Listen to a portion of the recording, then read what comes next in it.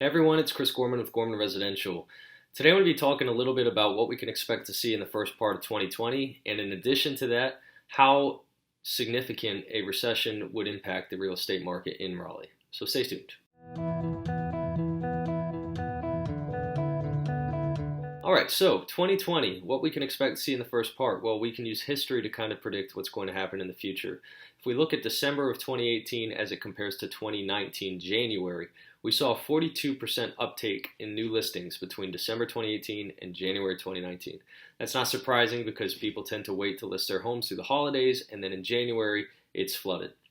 What that means is your typical balance of supply and demand, where you have less supply and more demand, which has been pretty consistent through the last few years here in Raleigh, tends to start balancing out a little bit actually the first part of the year. Appreciation might not be as high during those first few months, and home sale prices might not be as high. However, the balance, or the imbalance rather, should remain pretty consistent throughout the year. So we should start to see more appreciation as the year goes on. And then there's the potential that as home prices tend to escalate throughout the year, that's going to encourage more sellers to get into the market, which will again slow down that rate of appreciation. So timing is really important. I encourage you to talk to me about that if you have any questions. Secondly, how a recession, which we know is going to happen, we just don't know when, they always have and it always comes in cycles, how a recession might impact the real estate market in Raleigh. So Redfin did a study of 50 major metropolitan areas, of which Raleigh was included, and gave each a score, an impact score.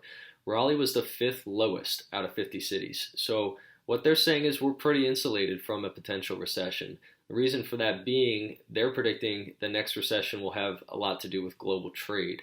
So the more a city is dependent on global trade, the more likely it is to be hit harder if a recession does happen, and if that recession is caused for that reason. So our market is pretty insulated for that fact, and the industry that's born out of our area. What's interesting though as well is that Charlotte, which has a lot of the same characteristics as our market, is the 10th highest on their scale. So indicating Charlotte may be a little bit more impacted by a global trade issue with all the banks and things out there. So that's all I got for you today, just a couple of tidbits. If you have any questions or any interest in buying or selling in 2020, please reach out to me. As always, Chris@GormanResidential.com or 670-3005. Thanks and have a great day.